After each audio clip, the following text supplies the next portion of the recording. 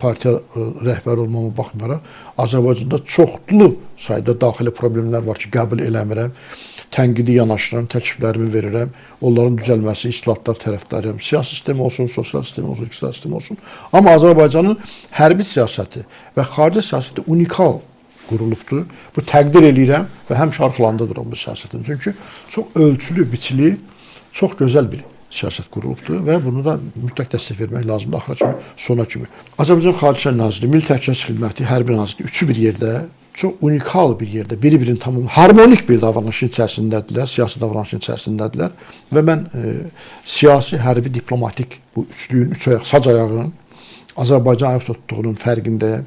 Elə buradan səslənirəm ki, başqa iqtisadiyyatla məşğul olan nazirlər, sosial siyasətlə məşğul olan nazirlər, Azərbaycan tükan kimi baxan icra başçıları, onlardan öyrənin, utanın, onların damcı-damcı yığdığını vedrənə yerə tökməyin. Bu dövlət bizindir, sizin tükanınız deyil. Siz ora elə bilmin ki, göydən düşmüsünüz. Bir günlər bu millət tutar səni yaxından atar kənarına.